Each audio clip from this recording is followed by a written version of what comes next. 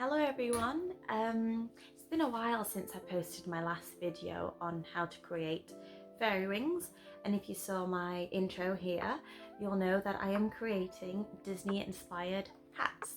My sister is what you class as a Disney adult, so she loves anything to do with Minnie Mouse, so for her birthday I thought it would be a good idea to create a Disney Minnie Mouse inspired hat for her. At the same time I thought that I could record it so I can show you guys how I make it step by step. This video will be pretty long because I'm showing you how to make it step by step. I will try my best to post as often as I can, but with DIYs it does take a while, and plus I work almost every day. I feel like the skills that I have would be very beneficial, especially the niche that I have is really small. It's a sewing channel, but it would be very helpful for those that are starting university or wanting to learn how to start sewing, knowing the basics. So I think I'll make a lot more videos on the basics of sewing before I show the grand scales of sewing, which is like the dresses, the ball gowns, which I plan on creating throughout the year, and my YouTube videos will be me documenting it all, so I can look back in case I forget. Enough chit chat, let's get straight to the video. As a costume designer, it's always important to sketch out your designs, as you could always find ways to improve and develop your designs further, as you may picture a design in your head, then realise there's room for improvement, or you may not like the style after all. Here is the final design that I have created. The bow is right at the centre and the ears hang just behind the bow. The bow is decorated with beads and has a visible stitch line on the edges, as you can see here. I also plan to embroider my sister's name at the front of the hat. Notice that I changed the dot in reference to a larger Minnie Mouse bow, and overall I was happy with my design. These are all the things that you will need to make your Minnie Mouse cap. It's all listed above. These items are optional, as I will be using them to create my sister's name on the cap, and you will also need the cap itself. I bought this off Amazon and it comes in different colours. First thing you want to do is clean your surface area. It's a bit sticky from the wings that I created before, so I'm just wiping this down. Roll out the largest wire and trim it to the size you want the ears to be. Always add extra in case it's too small, and you could always fold this in later. Now straighten the wire out so you can adjust the length a lot better. Do the same again so you have two wires the same length. Next, you'd want to bend the wire around in a circle. Any extra wire can be trimmed off or bent around like this, and it will add strength to the ears. You want to follow the same steps on the other wire so you end up with two circles. Try to make them similar size.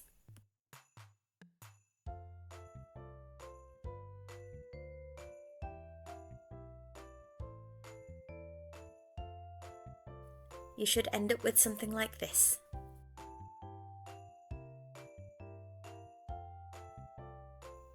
Now you want to create strength and structure to the ears so it does not bend easily. Grab the same wire and cut 4 strips the same size. This will be wrapped around the circle wire.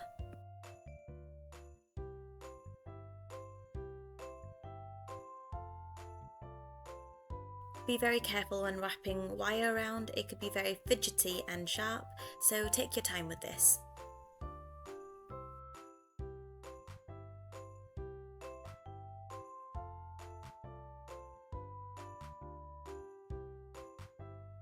Grab another wire and lay it on top of the previous wire that you wrapped around the circle wire, forming an X shape.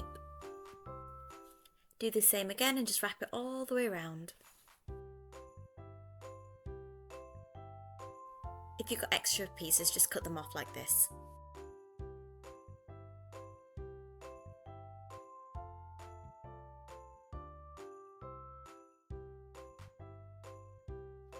As I said before, wire can be sharp, especially the ends. The ends can also pierce through the fabric, so we want to prevent that. You can use regular tape if you want. Just wrap the tape around the sharp areas. I wrapped it so nearly the whole wire is covered.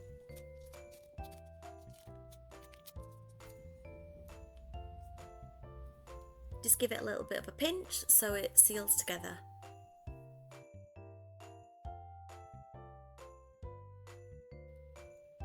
You should end up like this, and this will be the base to create the ears with. Now you want to cover the wire with fabric. I recommend non-fray fabric, like felt, as it's beginner friendly. Arrange the circle wire so that both sides can be covered with the fabric if folded in half. To make it easier, do it in sections.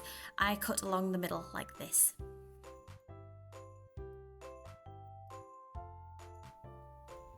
Fold it so you can see where the two fabrics meet, like this. There should be a slight, faint line.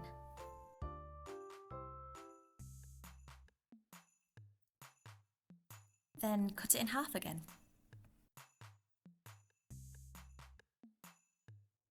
Place the circle wire on top and draw a seam allowance around. This will be a guideline on where to cut.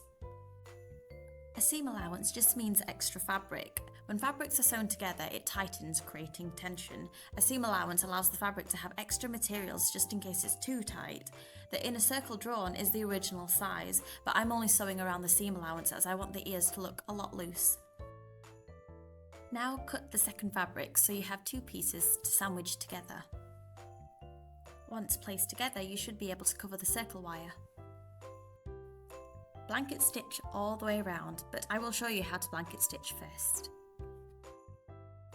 Practice with a scrap of fabric and thread through the matching thread.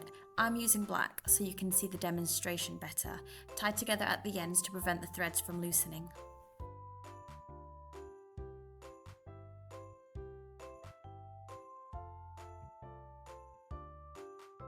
You want to sew on the edge, so start from the back side of the fabric and pull the needle through. Then go back around again, pulling the needle through, but stop once you see a loop forming.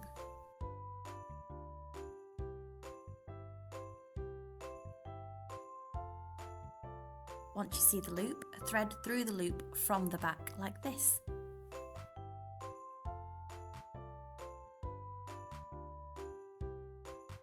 Yeah, I promise you guys it's easy. I don't know why I'm struggling. But once you've done that, tighten it by giving the thread a pull.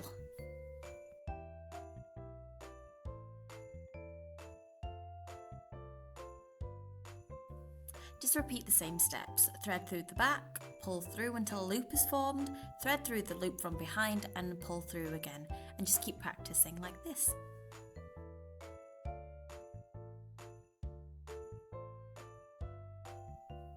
You will start to notice a chain along the edges. Blanket stitches are useful to prevent further fray and giving the edges a nice, neat finish. It's a popular method and it's my favourite stitch technique to use.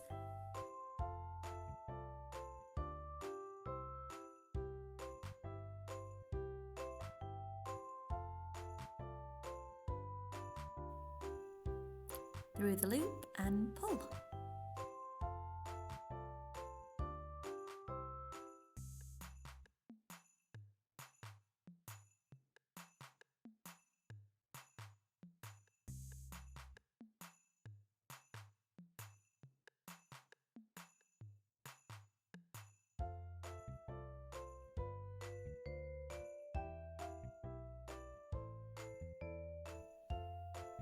Now you can see here it looks very, very neat at the ends.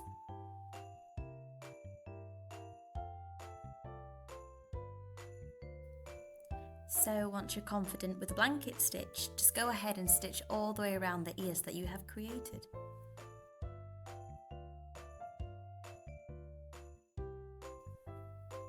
You can make the stitches smaller and tighter by minimalising the stitch length, sewing it closer together, but because we're using non-fray fabric, its only purpose is to neaten and sew the edges together.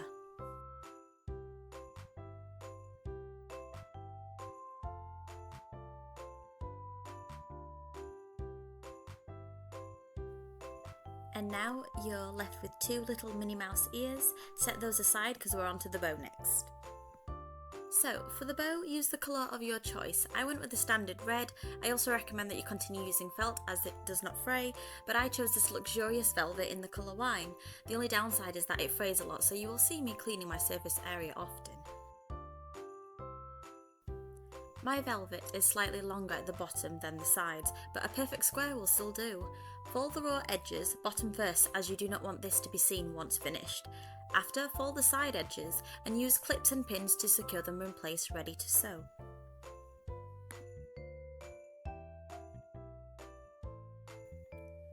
You can quicken this process by machine stitching straight, but my machine is yet to be fixed, so I'm back stitching this.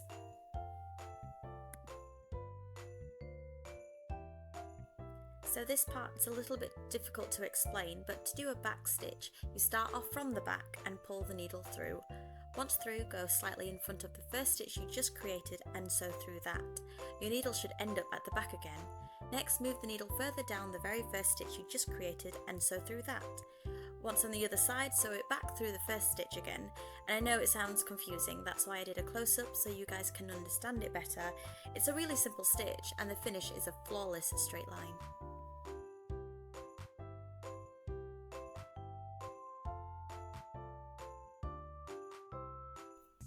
If it helps, you could draw a straight line using chalk that could be rubbed off, or fabric pen that irons off from heat. This would act as a guideline and keeps your stitches straight and even.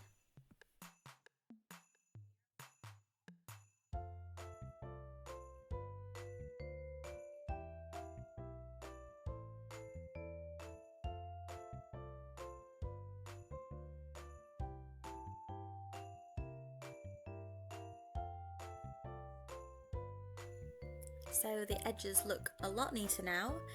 Fold the shorter edges together from the sides that you don't want to show, the wrong side, and you want to create a pocket. Sew the edges together using a straight stitch. These stitches will be visible as seen on the design that I created at the very beginning. Use pins and clips to stop the fabric from moving and do a straight stitch on the stitch line that you have previously done.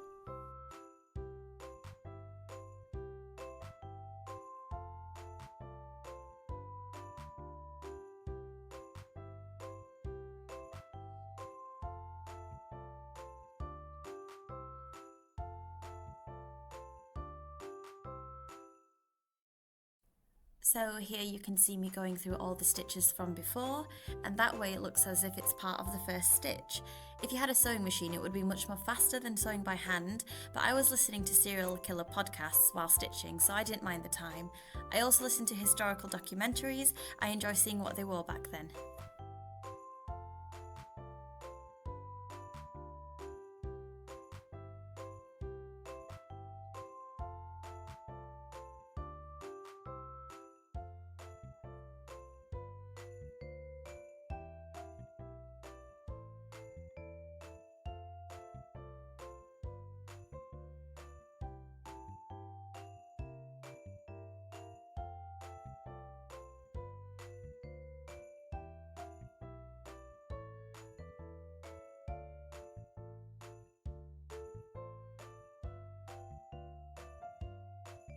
This bit I'm just tying off the ends.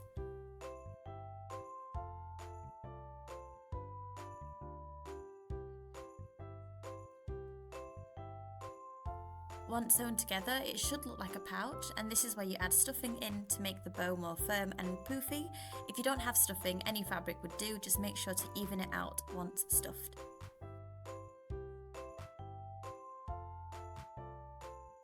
Now you want to close it off by doing a straight stitch along the sides.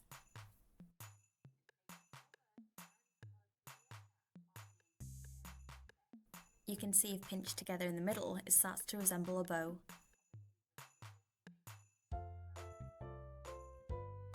So I created the centre bow using the same material as the bow itself, and unfortunately my phone didn't record how I made it and I didn't have enough velvet to remake the bow centre. But what I basically did was cut the velvet into a strip, then folded it in half, then blanket stitch around all the raw edges. I then flattened it out so the blanket stitches are behind, and then wrapped it around the bow and stitched the whole thing in place. Alternatively, you can just buy the ribbon in the exact same colour and tie it at the back. I think it would still look beautiful as I have done it many times before.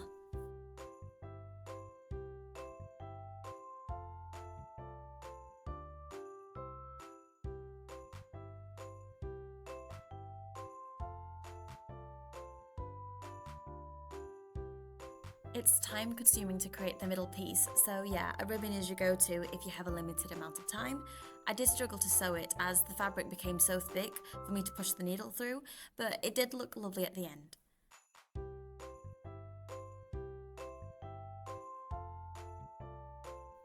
Because I only sewn the middle piece on each side instead of sewing it onto the bow, I was able to adjust it. It kept moving off center, so if you do this technique instead of the ribbon, sew the middle piece together first, then adjust it before finally sewing and securing it onto the bow.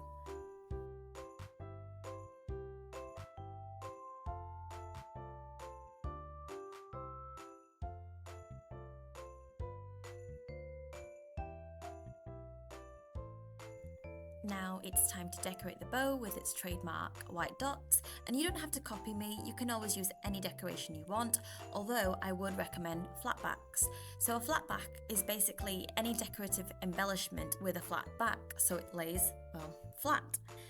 These are half pearls that came with adhesive, but for extra security you can always use super glue, which is what I did off camera.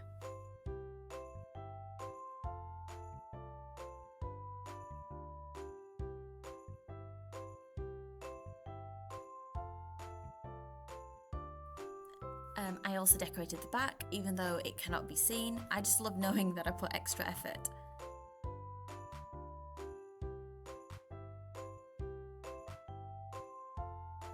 And now the bow is done.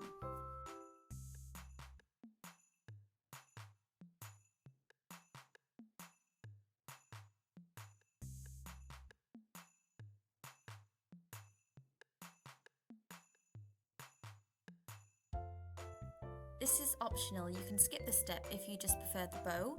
This is an embroidery hoop which stretches and tightens the fabric, making it easier to embroider. I'm using it to embroider my sister's name on, and white is also easier for me to see the letters. I used pencil to write my sister's name on, which could be rubbed off later. I recommend interfacing when you want to add embroidery to fabric. Unfortunately, I didn't have that. And what it does is that it prevents fraying, so you can iron it onto your work. It's basically a motif. You could always buy motif letters in any craft store or sewing store and iron it onto your hat.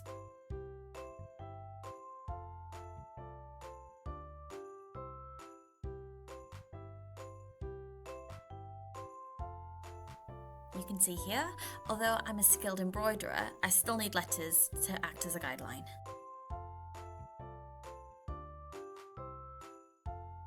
I have decided to use white embroidery thread in contrast to the black cap so you can see it better. Embroidery thread is thicker and woollier than regular thread, and it's faster to embroider with as it's chunkier. But I have embroidered with regular thread in my past works, which is more time consuming. Regular thread gives more of a professional finish, and it's perfect to add more depth, colour and some detailing. I don't mind embroidering with regular thread as I find it therapeutic, and I could listen to podcasts while I work. Overstitching is best when it comes to letters as it's even and tight. You start off at the back of the fabric on one end, then you pull the needle across to the other end.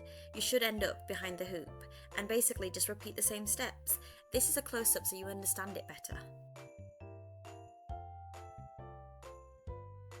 Even at university, I never used an Amaya, which is a complex embroidery machine that can embroider faster than by hand, but all of my works are done by hand, and I think it gives more of a personal touch.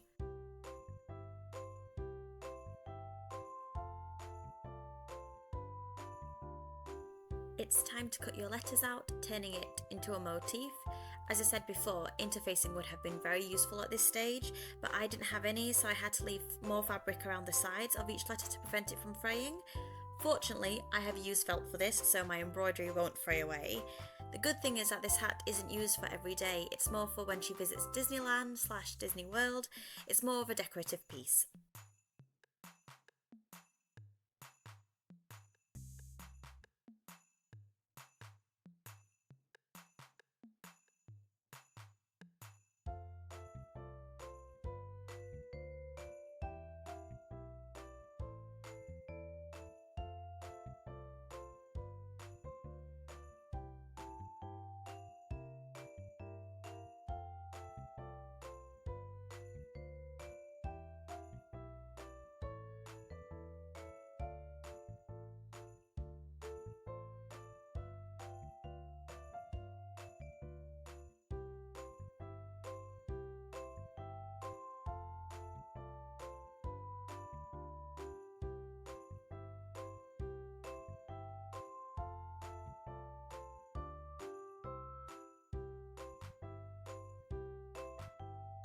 Here I'm just assembling everything together.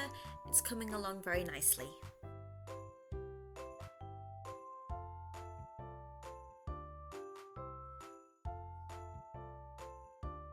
So because I left extra fabric around the sides, it can be seen on the cap. So I decided to colour around it so it blends a bit better once placed on. I use felt tip pen here, but I would suggest that you guys use fabric pen instead, and make sure to check that it does not disperse. Disperse meaning spread or bleed, so that it does not ruin and colour the embroidery that you guys have just created. Use a scrap piece of fabric first, and if you want to use felt tip you can also, but felt tip pen can disperse too.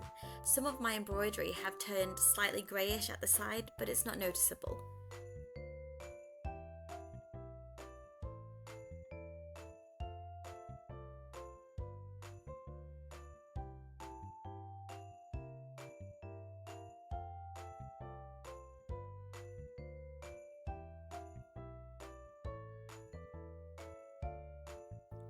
The dot for the eye is a miniature bow. I tried cutting out the fabric in the shape of a bow and embroidered it with a similar colour.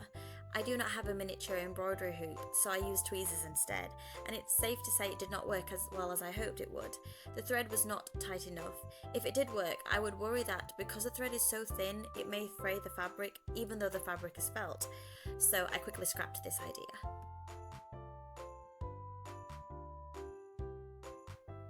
I had plenty of red felt and just simplified it.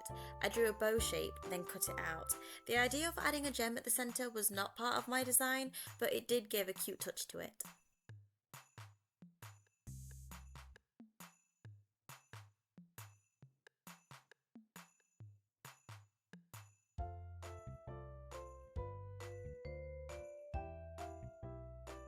I was so relieved getting to this part, assembling all of my hard work together.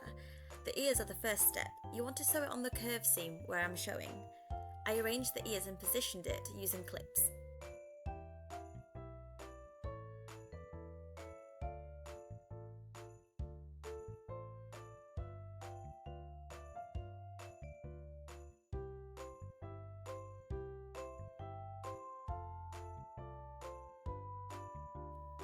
Sew it on the stitches so that it would be invisible. You don't have to worry if it's a little bit out of place, as the bow is big enough to cover up any mistakes. However, you don't want to make it obvious either, so sew along the stitches. Use a simple running stitch for this and make sure it is tight. As you can see here where I'm sewing, it's close to the buckram, which is a hard bit of the cap. Most caps have this for structure. It can be difficult to sew, so use a thimble to push the needle through.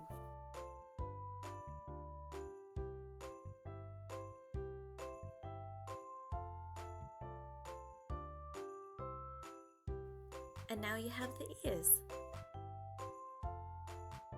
The next step is to sew the bow on. Position the bow to where you want it to sit. I chose high in the centre. Attach it by sewing the bottom points of the bow. Make sure to double thread this. The bow piece has a lot of weight on, so you'd want it secured onto the cap. Triple knot it at the end and trim off any excess.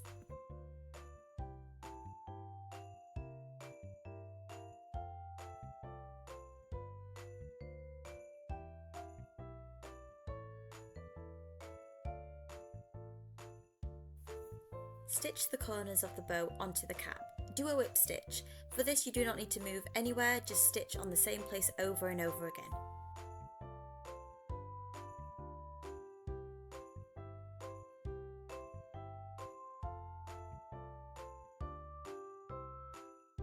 As you can see here, I'm pushing the needle and thread through the cap and went back on it again until a loop has formed. I went between the loop and pulled it tightly. Then I grabbed the bow and sewn the needle through the corner. Then I sewn the needle close to the first thread that's on the cap. I just repeated the same steps until I felt that the bow is secured in place. I double knot it at the end, and I did this on the other side.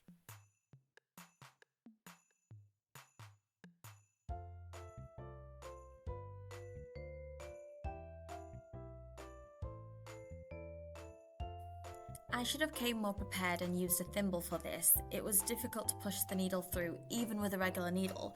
You could always use thinner needles, the thinnest being a beading needle, but I find that it bends easily, so I just left those needles for more delicate fabrics.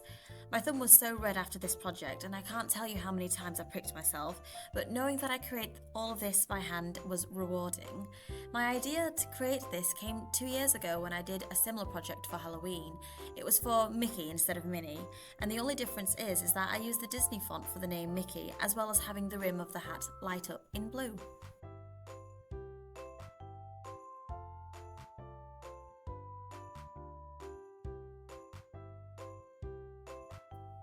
You can see here that the bow moves about if left sewn in each corners, so sewing it from the centre would prevent that. Just do simple stitches. I stitch a couple of times for extra measure.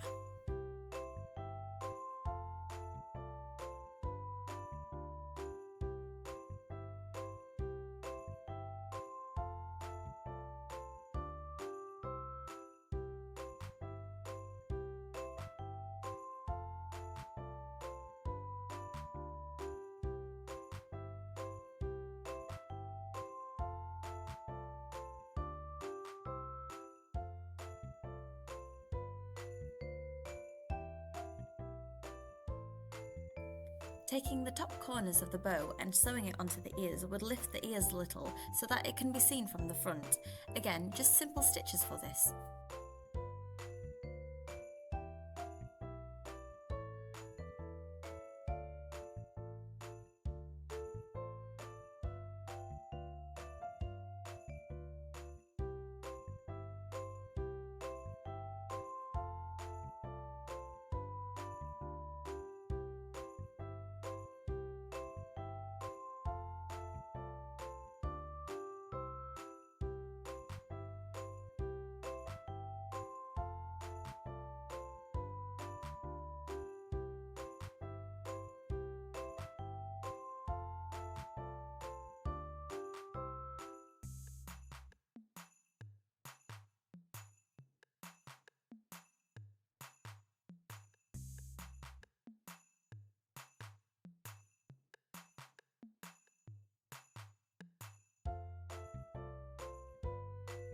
If you bought a motif, you can just iron it on, same if your embroidery has adhesive.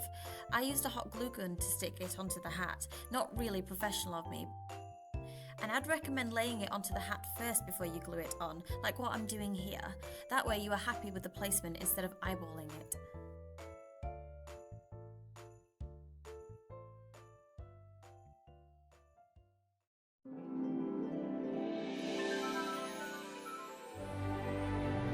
And voila!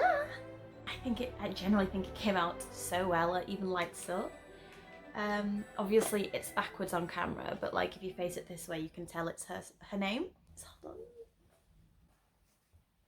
But yeah, it's just so cute, and it's so cute if you were to go to Disneyland. I'm sure a lot of people will be asking where you get your hat from, and you just explain to them that you've made it yourself. But yes, thank you so much for watching my video. I hope you find these tips quite useful. It's what I made for my sister and she's absolutely happy with it. So I hope to see you guys in the next video.